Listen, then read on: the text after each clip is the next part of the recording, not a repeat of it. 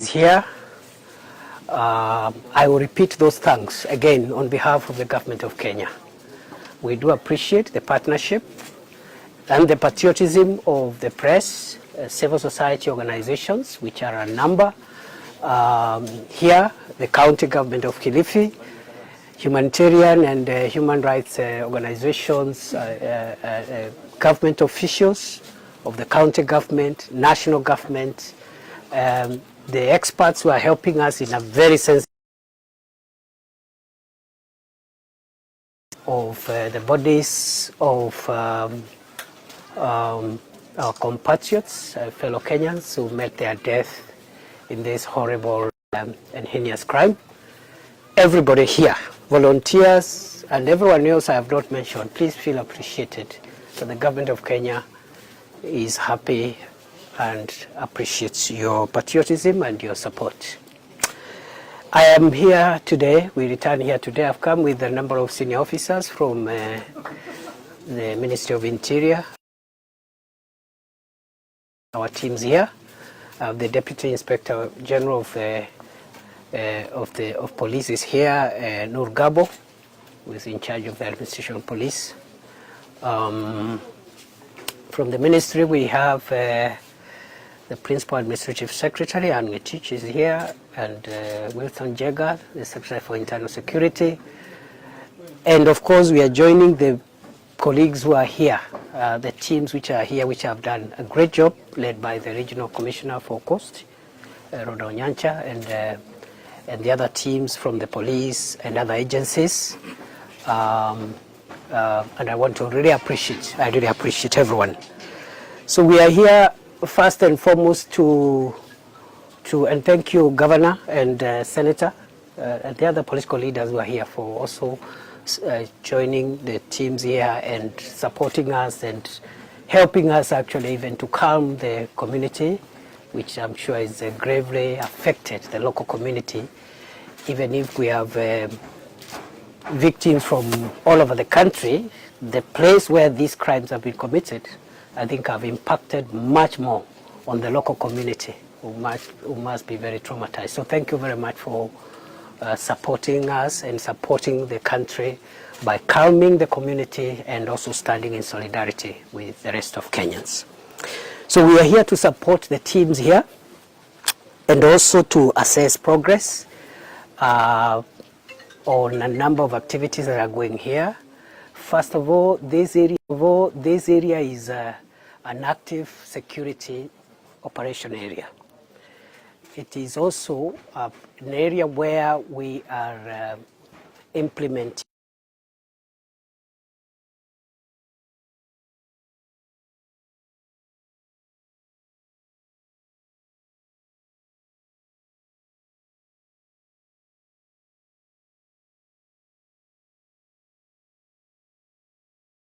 search and rescue process, which also is ongoing. And so that's why we are here. Last time when I was here, I think I gazetted Chakama Ranch, the entire 50,000 acres, which includes the 800 acres allegedly owned by one of the main. So the entire 50,000 acres, which is a Chakama Ranch, is now a gazetted security operation zone. It is a disturbed area, and I say so because due to the classification of this area as a security operation zone and also as standards.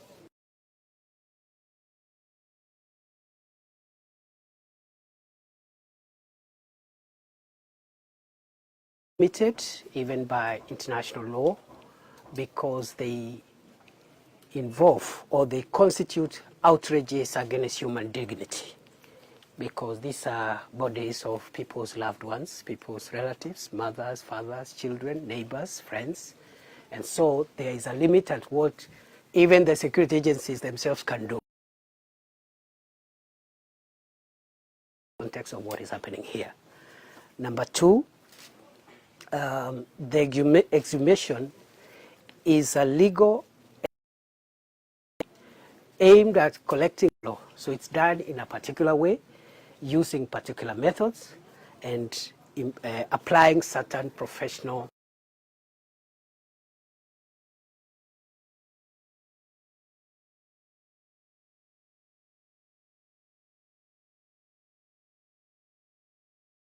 believe that there are criminals who are holed up in some of the bushes within the area, the operation area. And the information we have is that those criminals are armed with crude weapons to harm people. The preliminary reports we are getting is that some of the victims may not have died of starvation, which was one of the methods of death. There were others hurting them just by physical and preliminary observations. Of course, we are waiting for post-mortem results. The scientists are here. I've seen the chief government pathologist is here. Johnson Odor, Dr. Odor, I think, is here, and the other teams that have been working here. So we, therefore, will be limiting those to the search and rescue, because it's a security operation. But I have directed the team here to work with partners, civil society, and see how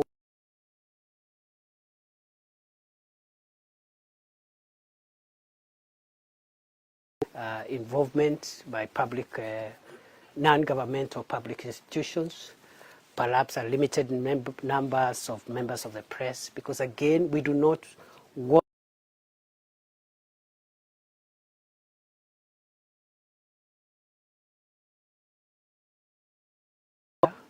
supervising the deaths of their country, their fellow countrymen, and they are telling us it is the work of God that they are doing. I don't know which God, the God of death,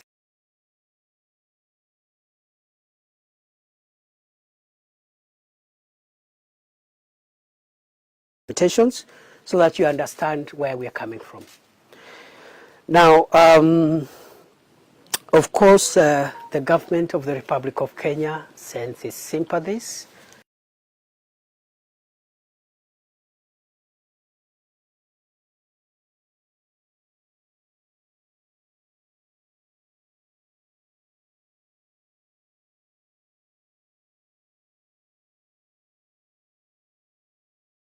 Absolutely most painful and perhaps one of the most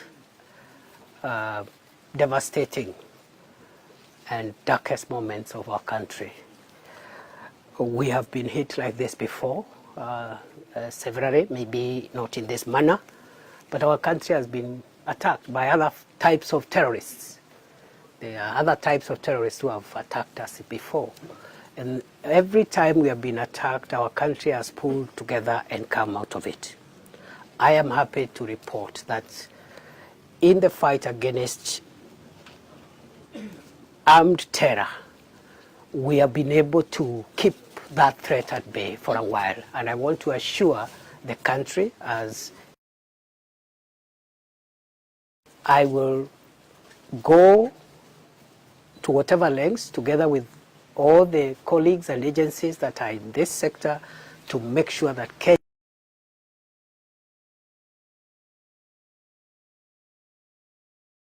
in the fight against terror. But this is another form of terror, perpetuated by people waving the Holy Scriptures and chanting out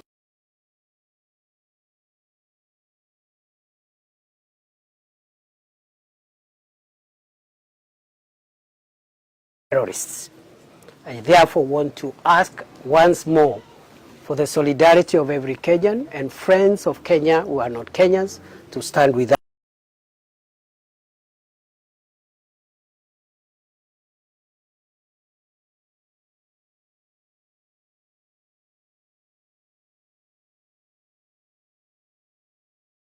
Purporting that we will fear them because they are quoting God and they are quoting scriptures, and therefore we are going to treat them the way we have treated Al-Shabaab and other threats to our national security. This is a tragedy like no other. This is a low moment for Kenya. And I am informed there are still some religious leaders out there making funny comments about what is happening here and trying to insinuate that perhaps what the government the right of the freedom of worship. And maybe I would assume that those who are making those comments think that we will retreat from news for them. That through one of you, a Mr. Mackenzie and a Mr. Ezekiel, who we are also processing, you have hurt us and you have succeeded. But this is the last we are going to have this kind of thing in this country.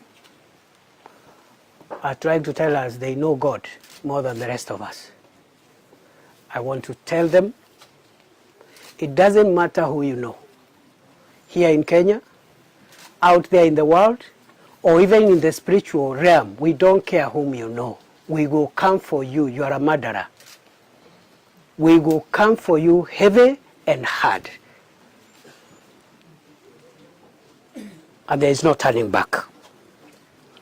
It doesn't know. It doesn't matter whom they are associated with, who they know, the influence they have, the money they have. We do not care. We treat them the way we treat other murderers. Allow me to again say that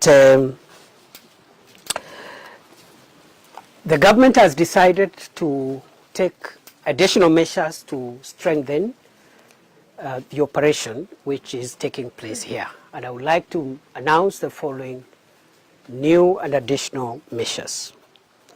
Number one, to support the search and rescue within the 800 Shakahola forest, 800 acres Shakahola forest, and the entire Chakama Ranch, which is 50,000 acres.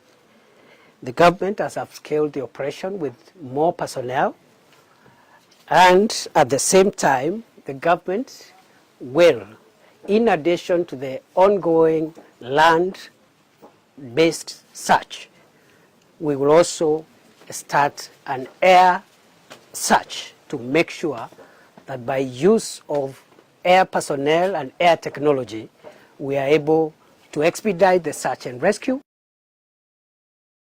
The two teams, the teams in the air, the teams on the ground, to ensure that we save every life that can be saved from the ordeal that has been going on in this place.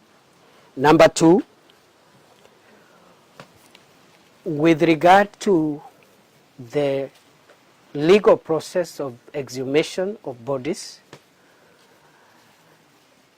we have not been able to carry out the activity today because of rains. The experts have advised us that the procedure of doing exhumations for purposes of judicial and court processes involve a lot of sensitivity, including the ground must be dry to a certain level so that they are able, first of all, to exhume in a certain way that does not interfere with the evidence.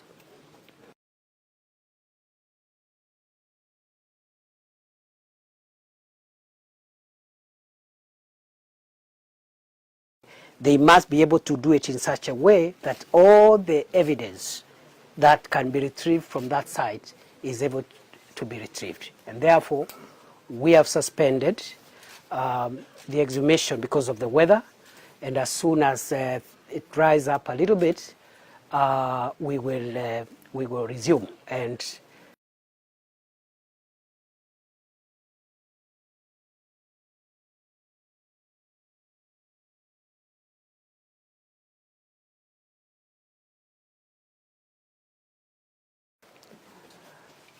President Ruto has directed that we must do whatever it takes to people may think, oh, well, the reason why there are certain limitations is because there is perhaps an intention to hide it. There is nothing we would like to hide.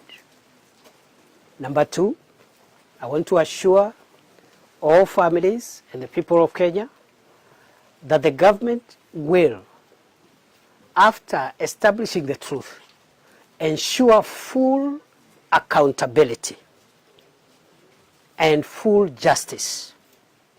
We will charge the suspects in court and they will be convicted, because the way we are doing it is so methodical that this time round, every person we take to court,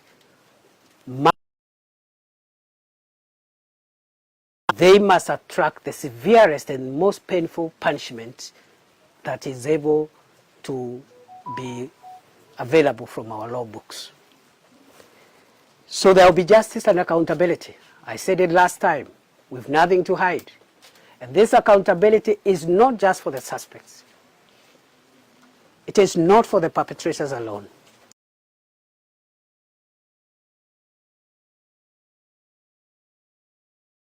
A public official whose conduct, misconduct, commission, or omission may have aided or abetted these criminals to do the damage they have done to our country. Rest assured, the accountability will be done. But at the moment, our priority now, the urgency now, is the search and rescue. Because for us, that is more important. Make sure that we don't leave any person stranded whom we could have saved. We don't leave any criminal in these bushes. We don't leave any grave. That for us is the most urgent priority. But I want to assure the country the time of accountability is on the way. It's coming. That that we are doing everything above board. The process of accountability has not begun, it will come. It will also involve the church people who are threatening us here that they know God.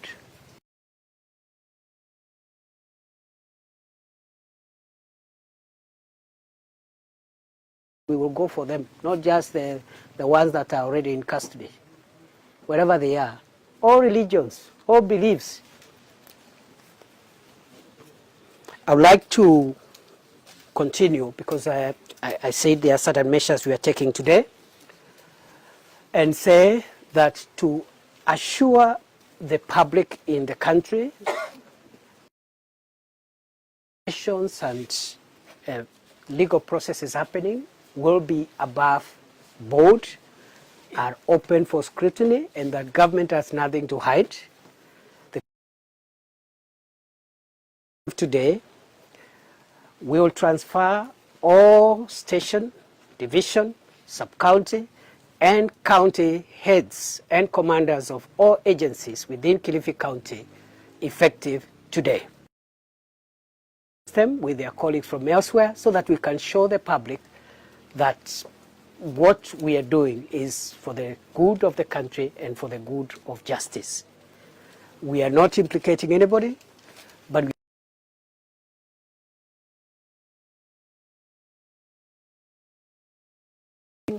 who ought to have either received a report, or you may have received a report and failed to act, then you cannot be part of the team that is conducting the investigations. The object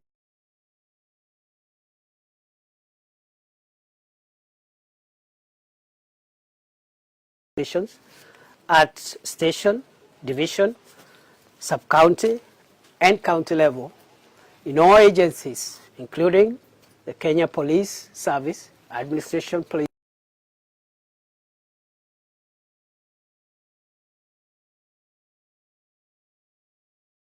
all of them must be deployed elsewhere and allow their colleagues from other stations to come and help us push the investigations forward work together with the teams from Nairobi, from headquarters, so that we get to the bottom of this. Finally, that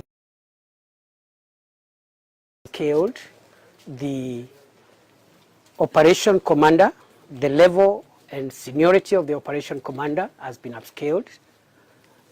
The director of criminal investigations has also upscaled the level of leadership here on site, and therefore investigations are going to get new of higher rank from Nairobi, effective tonight. That is not my job to announce. It is the job of the commanders of the National Police Service to announce. And that's why we are here with the DIG, Nurugabo, on behalf of the Inspector General of Police. They will be making the administrative announcements on other changes and other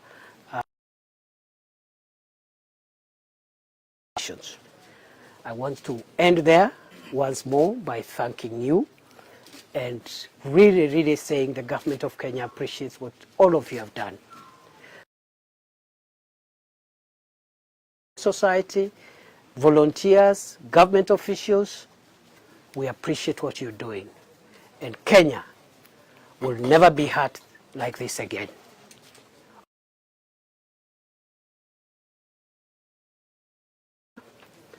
Exposing them to degrading and inhuman treatment using scriptures, your time is up.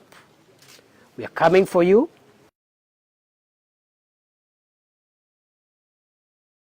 As criminals we are fighting, including bandits in North Rift and the terrorists at us from time to time. Thank you. God bless Kenya. Governor, maybe you can say something, and Senator, about the local issue. Kwa huu msiba ambao tuko nao na kutuma pia ramberambe kwa familia zote zale ambao wamepoteza watu wao hapa, na tuseme kwamba toka kalezo nyumba huko hapo ndio kwa mama Mekatilili wa Menza. Nao tumepata story nyingine tofauti ya Mackenzie. Nataka kusema waziri, hii kitendo kimetufundisha kama county, kama serikali, kwamba lazima tukue waangalifu zaidi, na hata wananchi wa hapa. Nimeongea na vijana hapa waziri, ambao wengi wao pengine wengine walikuwa wanajua vitu vidogo, lakini hawakuweza kutoa habari. Sababu ukichukuliwa na mtu wa pikipiki akulete mpaka msituni akwambie mimi niache hapa, siku ya pili Desemba, mbona usikue na wasiwasi? Kwa hiyo sisi, kila mtu, usalama unaanza na sisi. Nataka kuambia waziri kwamba yale umesema tunashukuru sana, hii mambo umesema ya mabadiliko unafanya. Lakini waziri, nataka niseme pia kwa hii kaunti yetu kuna askari wamekaa zaidi ya miaka 10 wengine. Usiangalie tu wale makomanda, wengine wamekuja juzi tu hapa, hajamaliza wiki mbili.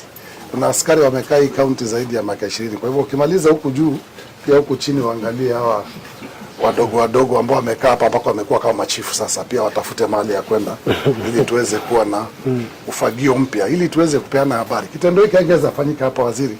Japokuwa hapa ni msituni, lakini huwezi tunaambia tunaweza kaa hapa kuanzia 2019 mpaka saa hii.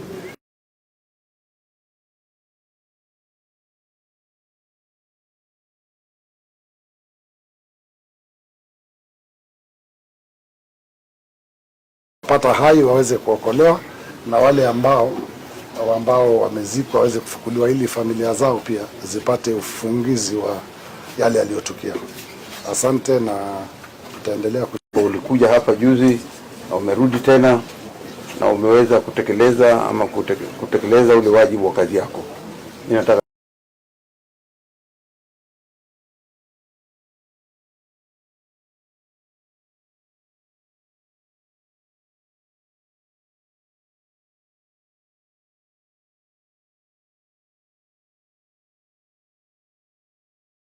afueni, kwa sababu tutaweza kujua wale wakora. Shamba hili ni kubwa sana, ekari 800 ama ekari zile 50 ulisema, ni kwamba ni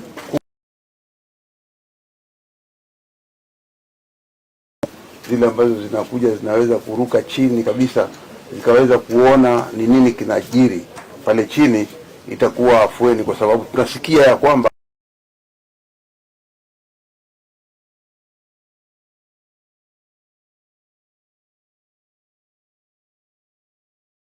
na hizo activities.